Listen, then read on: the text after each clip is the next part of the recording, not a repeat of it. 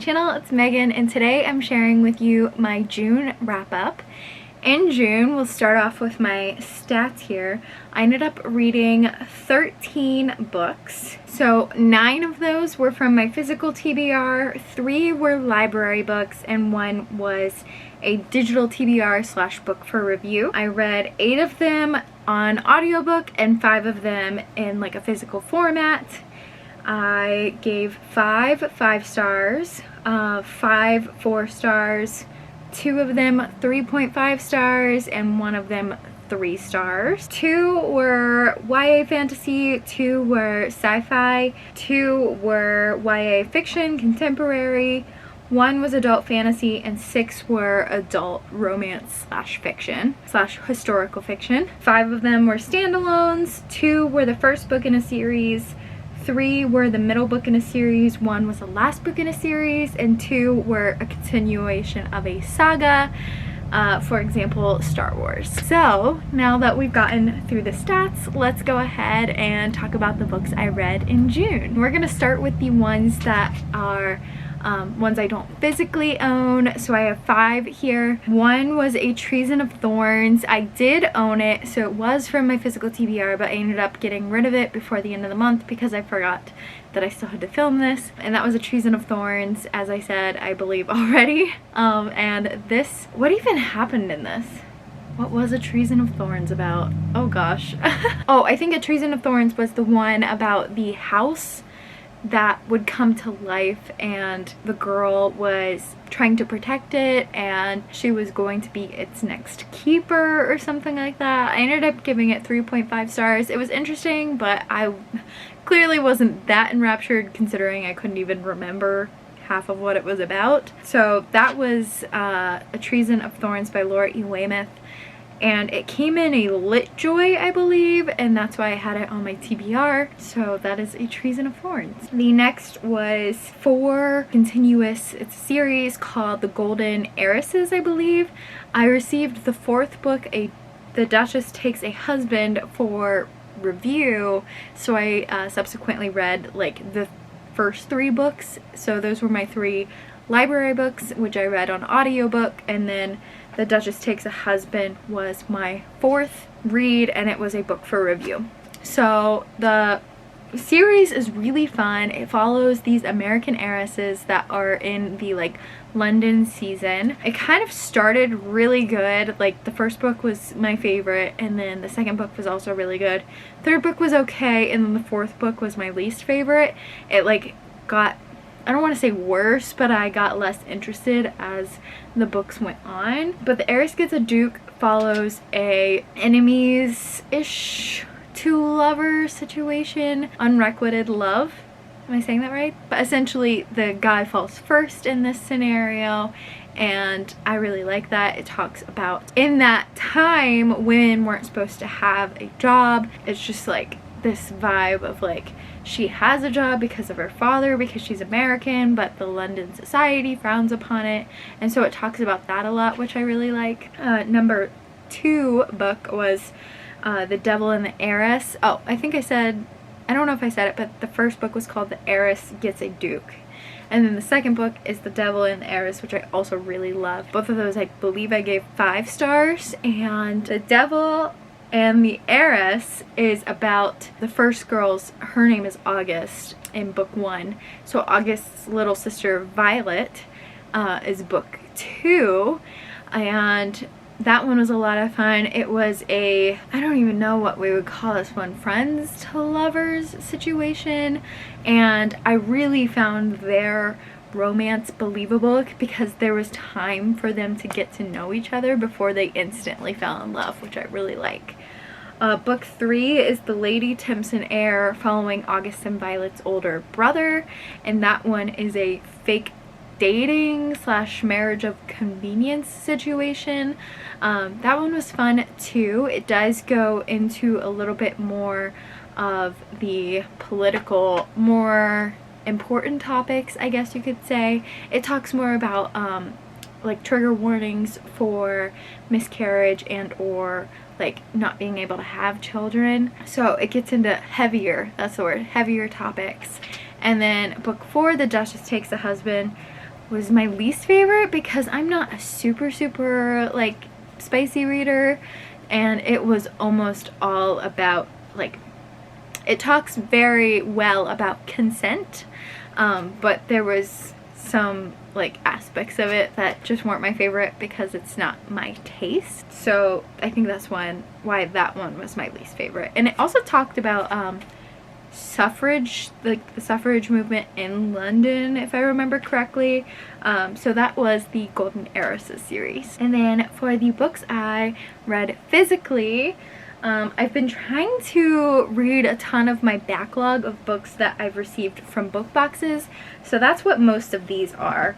But first I did read By the Book, which was one of my Game of TBR books, and that is by Julia Sonborn, and this one was actually really fun. It's a contemporary following an English professor who's currently writing her book, and she finds out that her new boss is her ex-fiance, so it's a second chance romance.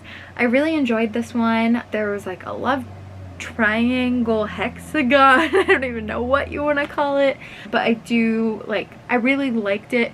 I do think that there was a little bit of an insta love, but it's second chance, so they were already in love at one point, so it's more believable, I guess, but it did feel slightly insta-lovey. I did enjoy, like, in between chapters, let me see if I can find one, they would have, like, emails that the students or school would write the main character, just to, like, slightly continue the story, but through a different format, which I thought was fun.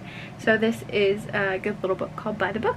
Then we have Among the Beasts and Briars. This was a Litjoy and or I think it was actually came in several boxes. I think it was Litjoy, Owlcrate, and Fox and Wit. Don't quote me on that, but I remember it being in like more than one box. So this one is following a girl who goes into the woods in search of this kingdom or something, and she has a fox that is her friend, and then the fox turns into a human due to this magical thing happening, and so the fox and the human are trying to figure out how to get him back to a fox while they're on the quest for this kingdom. It was a little bit confusing. Not my favorite.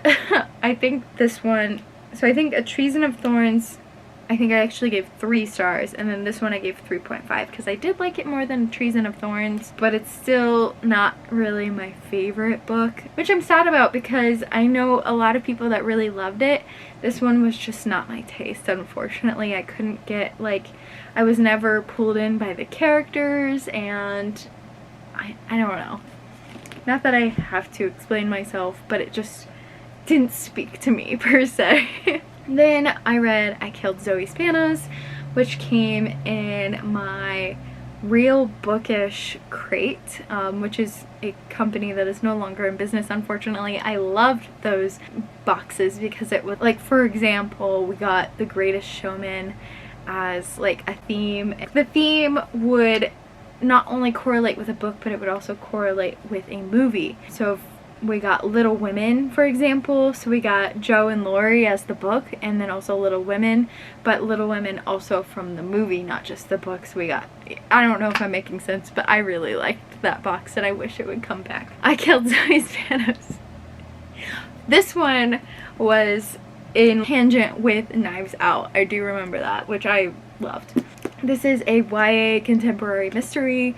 It was a lot of fun. I just don't ever see myself picking mysteries back up, but I did really enjoy this one. It's a girl goes into this town. She was like hired as a nanny for a little girl, and just so happens to look like the girl named Zoe Spanos that had gone missing like 6 months earlier.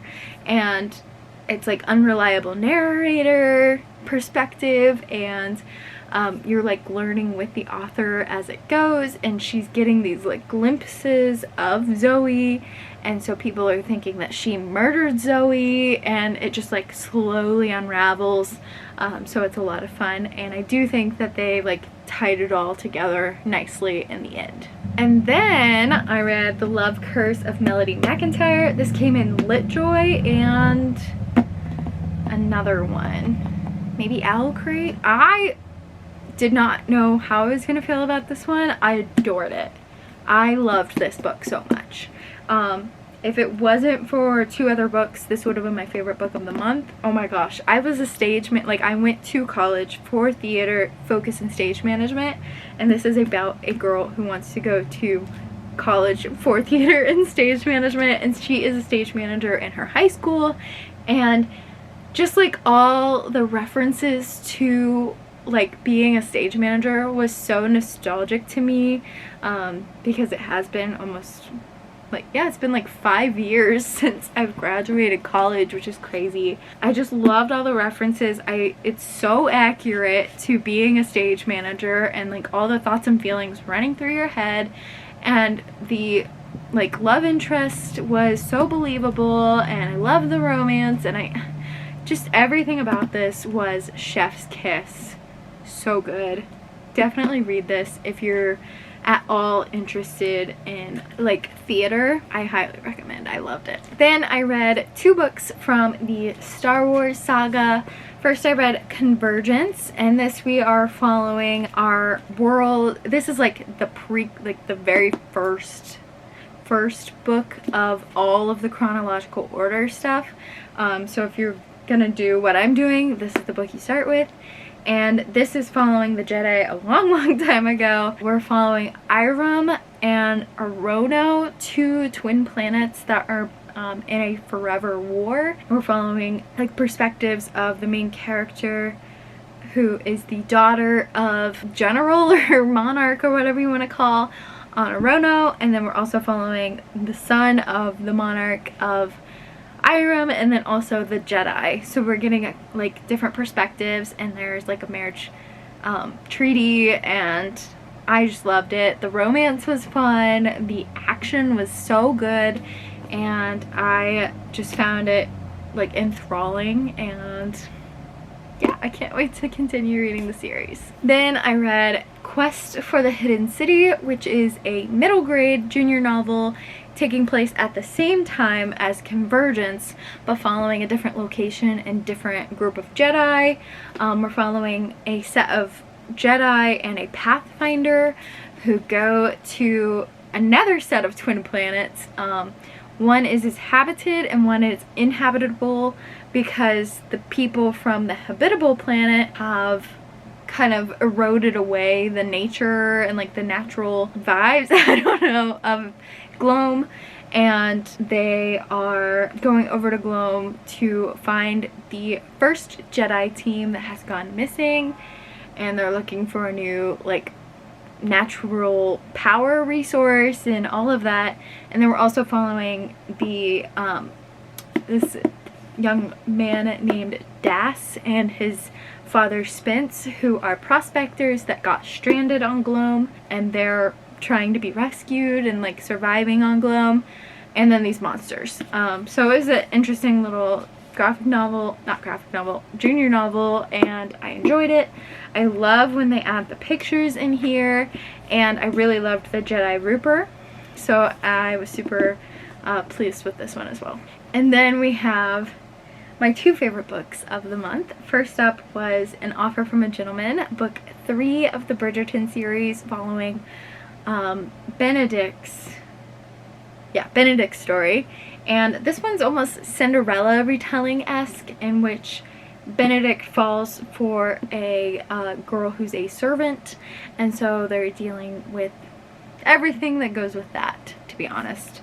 I do have a couple of presents to unbox, so that will be its own review and its own video later, so stay tuned for that. So I'm not going to go into too many details here, but I really enjoyed this one. 5 stars. And now, drum roll please, the best book of the month, the best book of the year, easily, hands down, best book of the year, definitely in my top books of all time, The Beauty That Is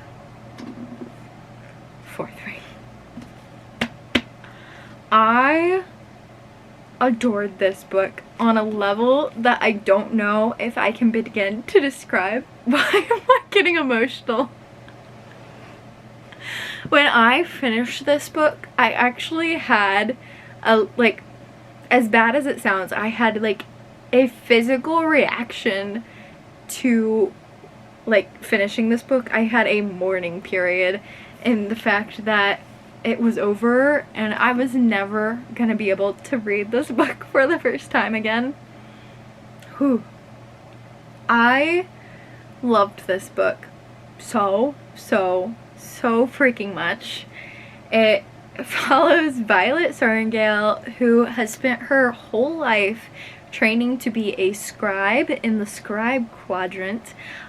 She is a small, not self-described, but other people describe her as frail. She has a, not illness, but she was born with this like disease that causes her bones to not be, or not bones, but her like joints and muscles to not be strong, and so like she hyperextends a lot, or her like she'll dislocate or that sort of thing a lot. She is like hyper flexible, so she's got this like autoimmune, I don't know what it would be called like technically, but she has this thing that makes her a little bit more fragile than other people. And her mother is the general of the Riders Quadrant and has forced her to join the Riders. And she obviously joins because her mother's the general. She can't say no.